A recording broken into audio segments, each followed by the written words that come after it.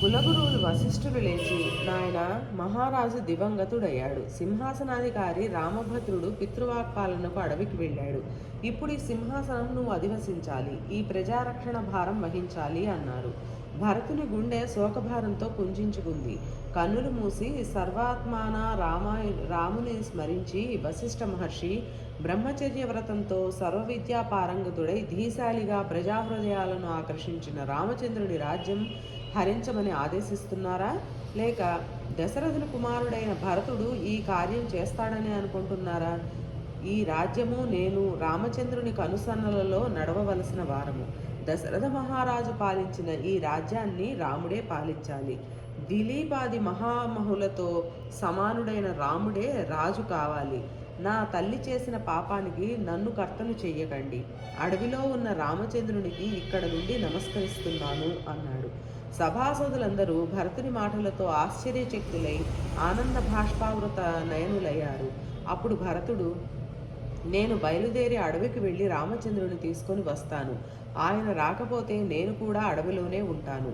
చతురంగ బలాలతో అయోధ్యావాసులందరూ ప్రయాణానికి సిద్ధం కావాలి.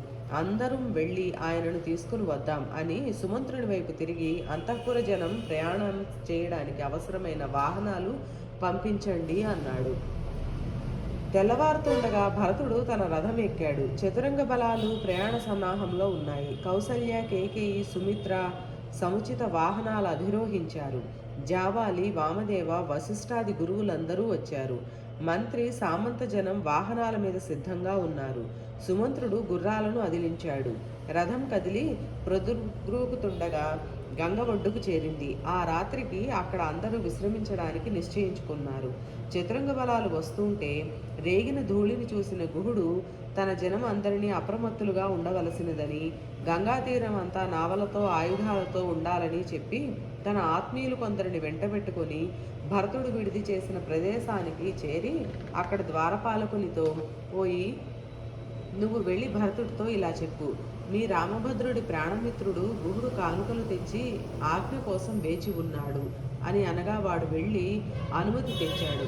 గుహుడు లోపలకు వెడుతూనే భరతునికి రాజ్యమర్యాదలన్నీ జరిపి, ప్రభువులు, ఈ కానుకలు స్వీకరించండి. మాకు ఒక్క ముక్క కబురు చేస్తే మీకు కావలసిన ఏర్పాట్లన్నీ చేసేవారం. ఇక్కడ దారులన్నీ కంటకాలతో రాళ్లతో ఉంటాయి. మీరు ఈ రాత్రికి ఇక్కడ విశ్రమించండి, ఉదయం గంగ దాటవచ్చు అన్నాడు.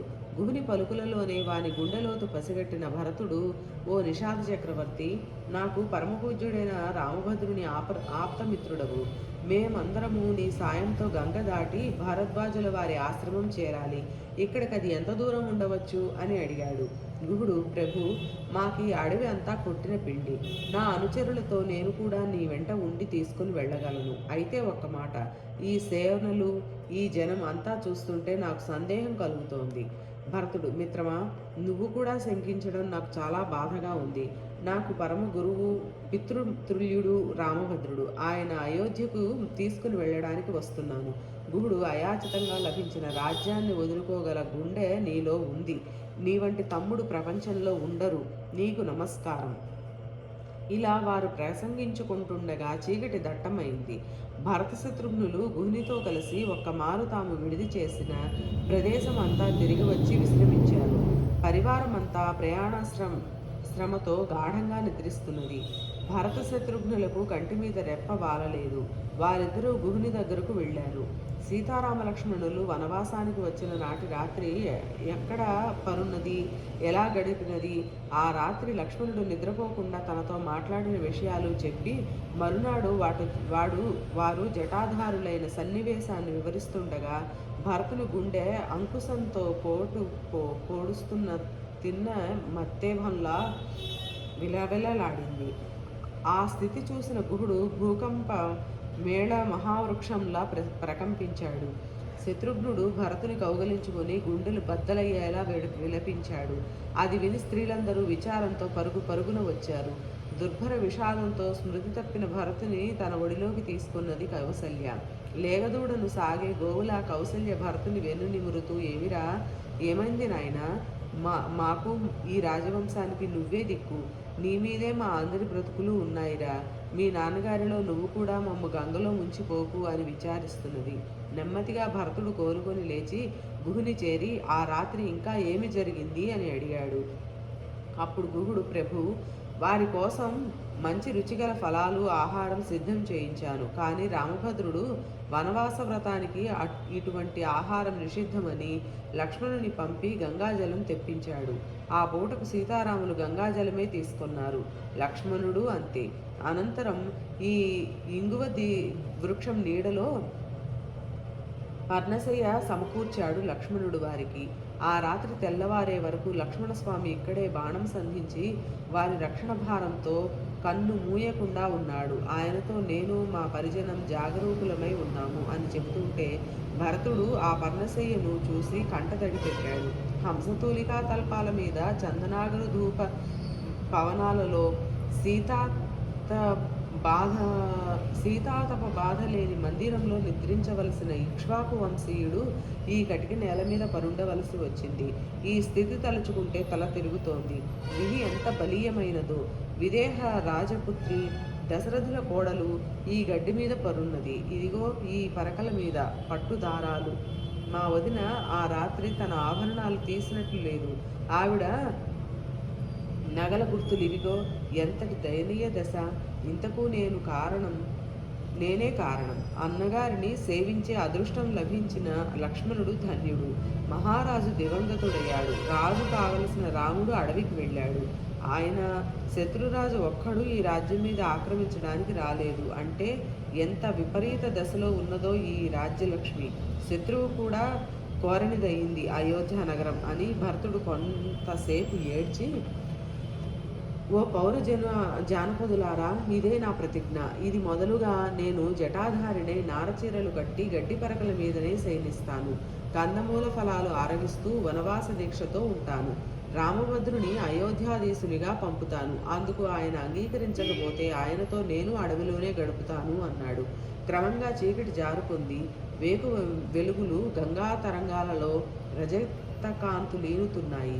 రాత్రి కన్ను మూతపడిన శత్రుఘ్నుడు గంగాతరణానికి గుహుని తొందర పెట్టాడు. 500 నావలు గంగ ఒడ్డున అలంకృతములై ఉన్నాయి. అన్నిటి మీద స్వస్తిక చిహ్నాలు, వివిధ వర్ణ శోభిత పథకాలు, గణగణ ధ్వనులు, ఘంటలు, ధవళవర్ణ కాంతులీనే తెరచాపలు.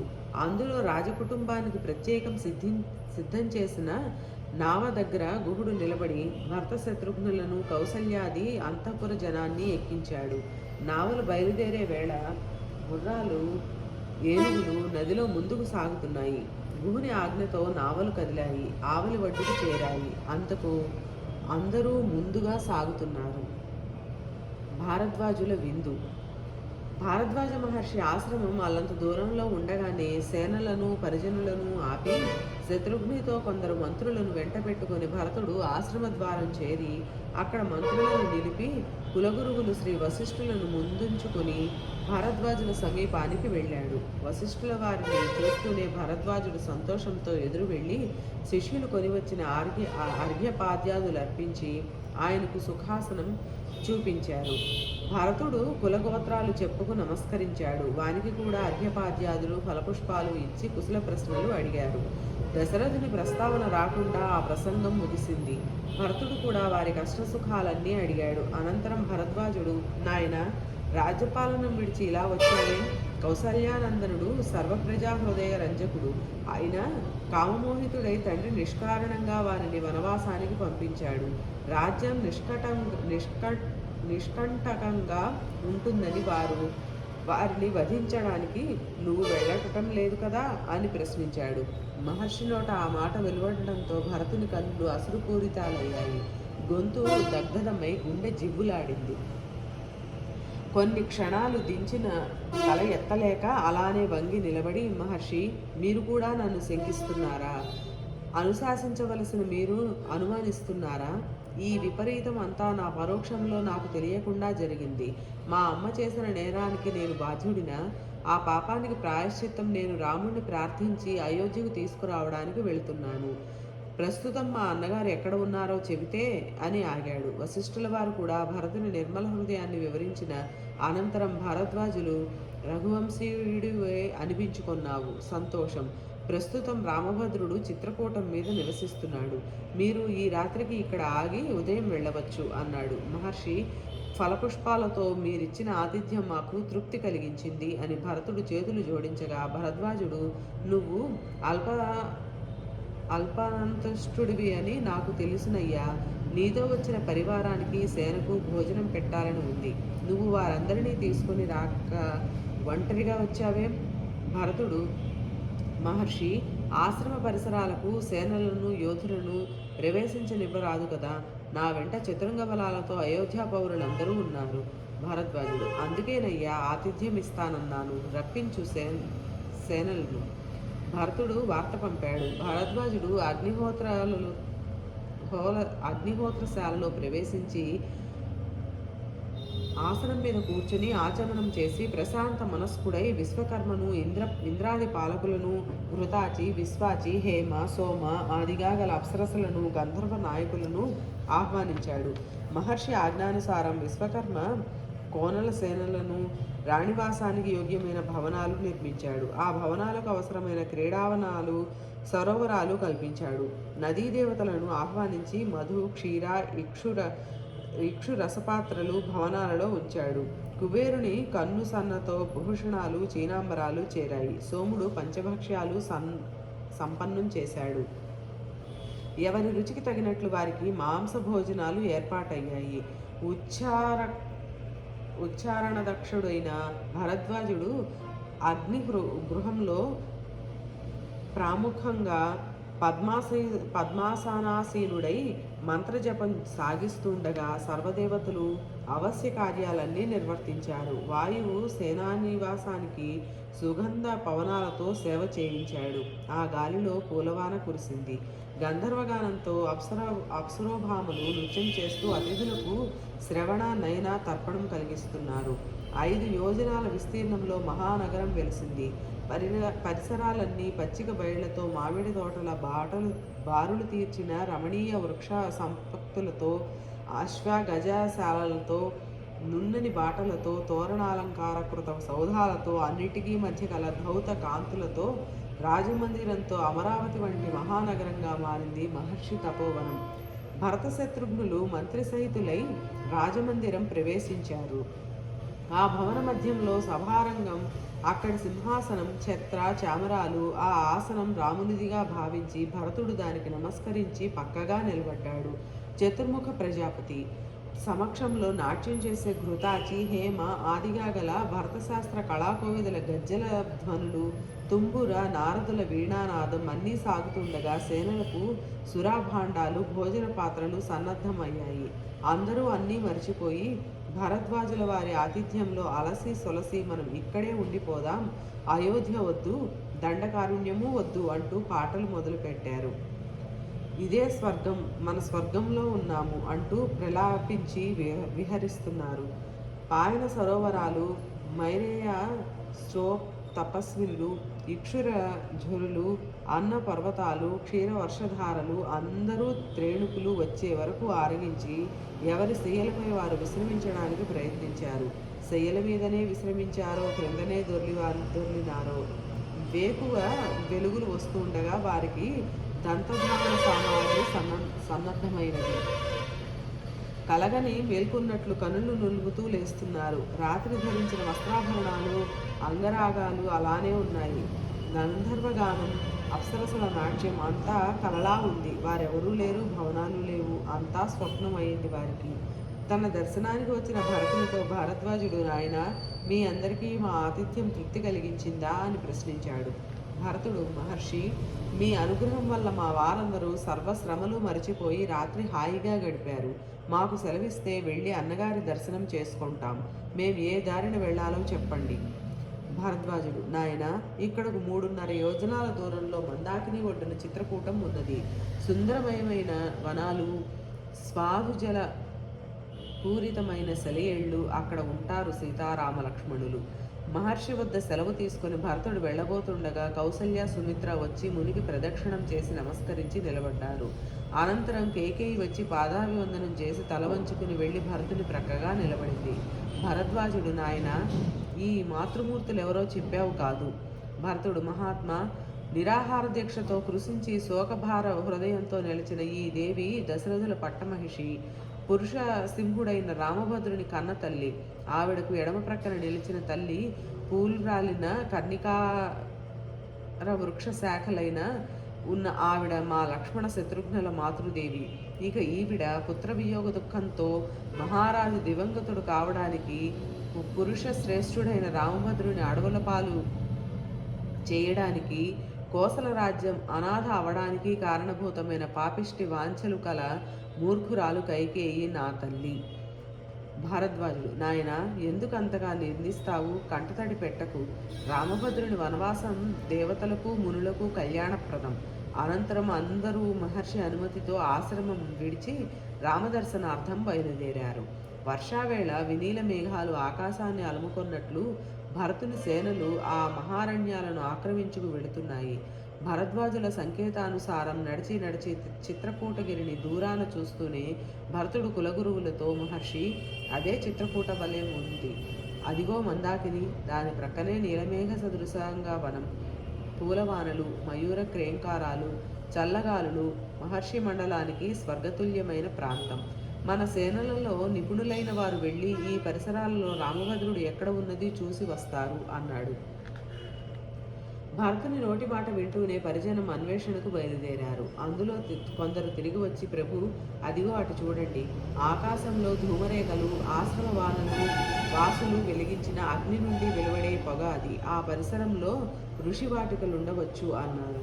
భరతుడు శత్రుఘ్న సహితుడై సుమంత్రుని వెంట పెట్టుకుని ఆ పొగ వచ్చే దిక్కుగా సాగాడు.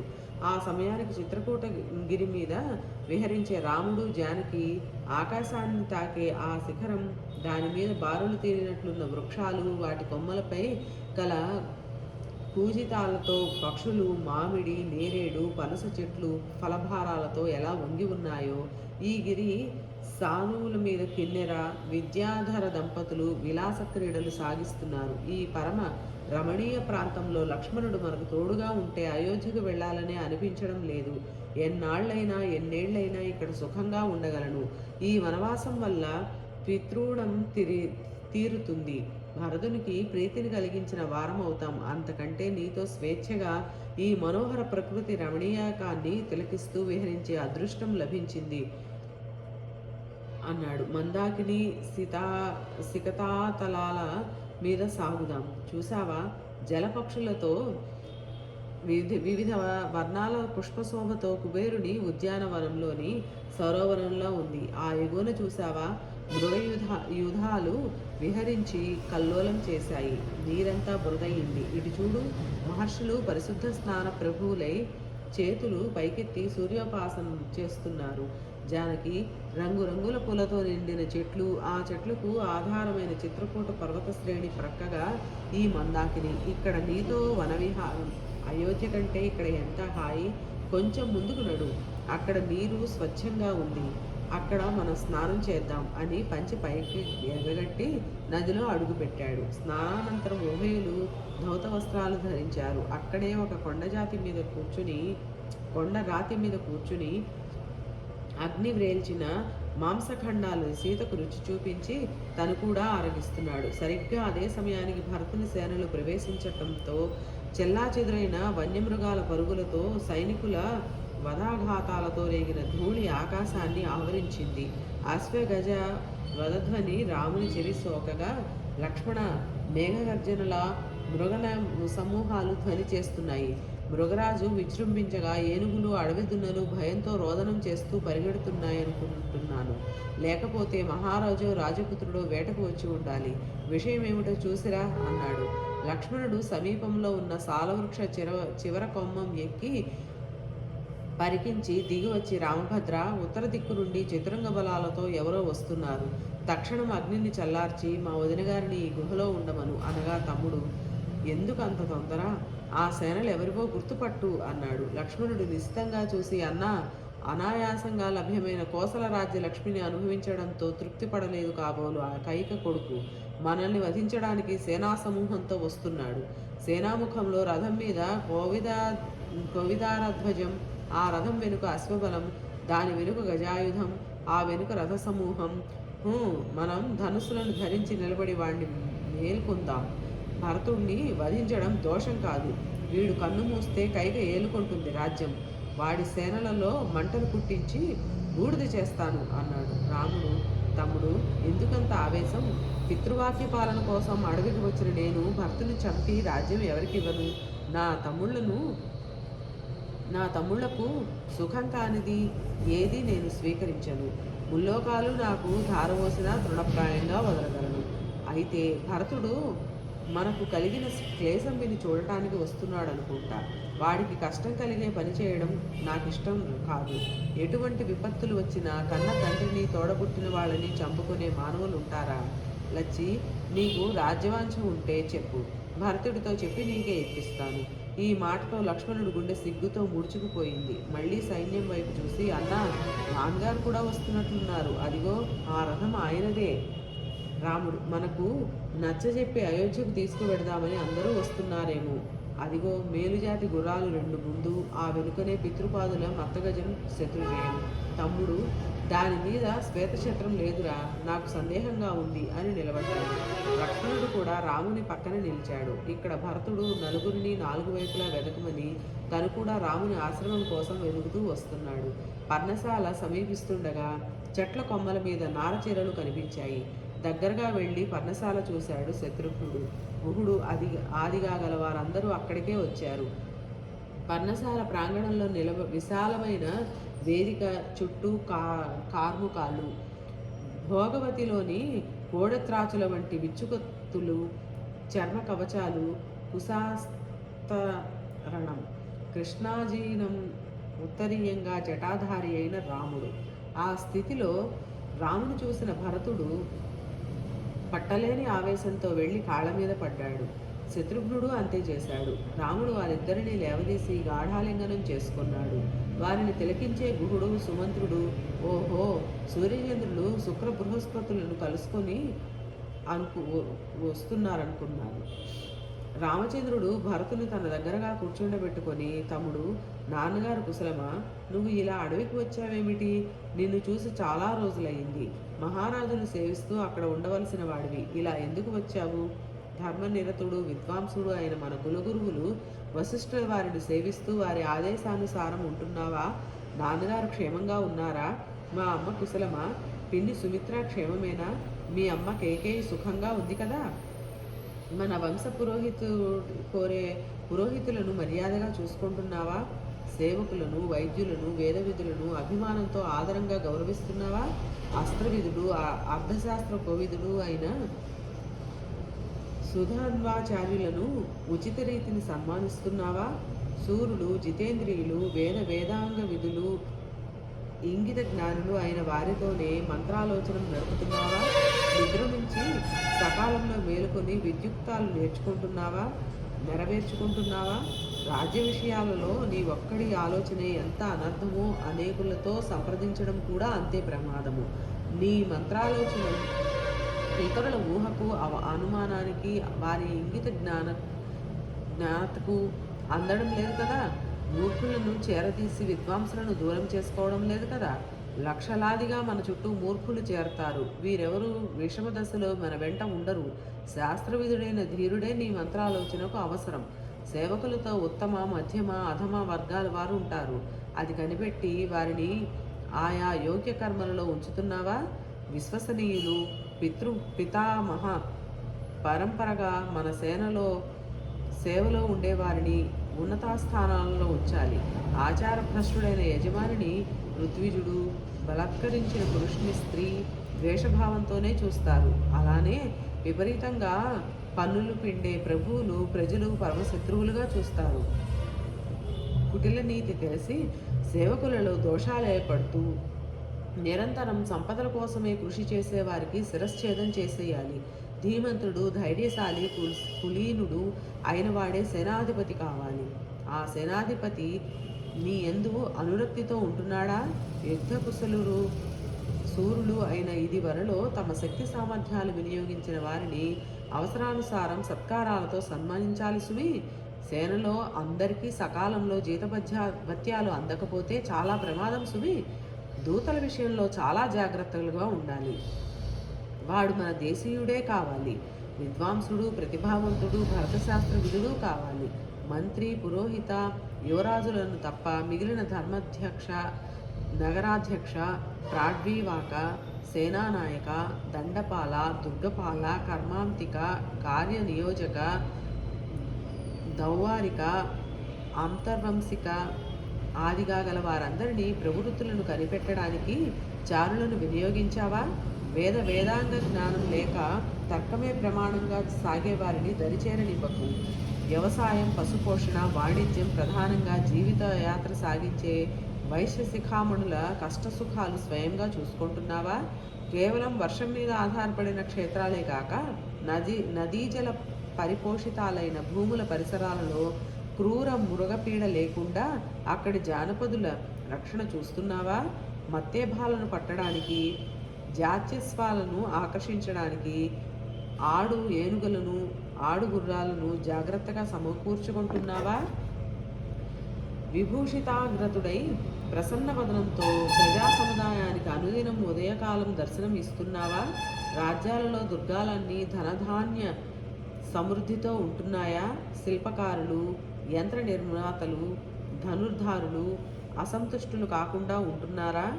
వారిని యథోచితంగా సత్కరిస్తున్నావా?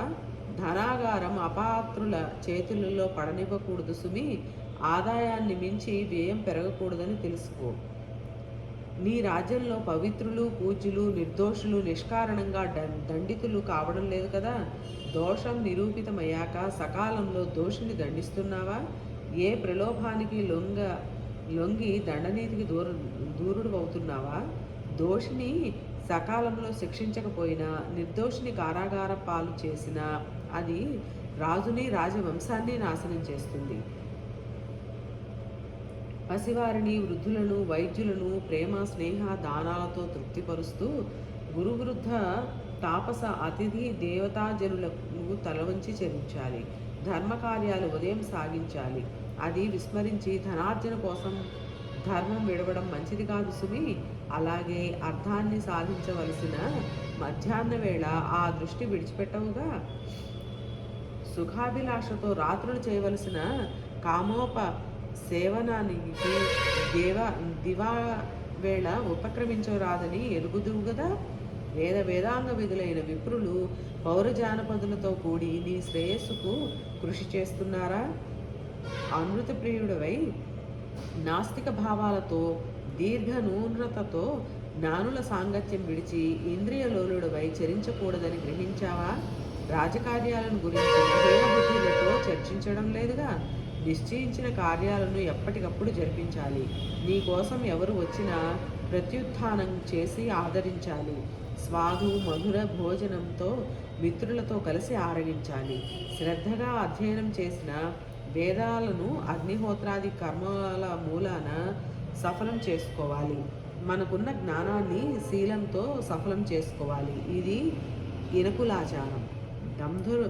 దండధరుడై ధర్మ మార్గాన సాగే ప్రభువులను ప్రజలు మన్నిస్తారు. వానికే ఇహపరాలు కరతలామలకాలు అని రాజ్యధర్మం బోధించి, తమ్ముడు నువ్వు ఇలా రావడం మంచిది కాదురా అన్నాడు.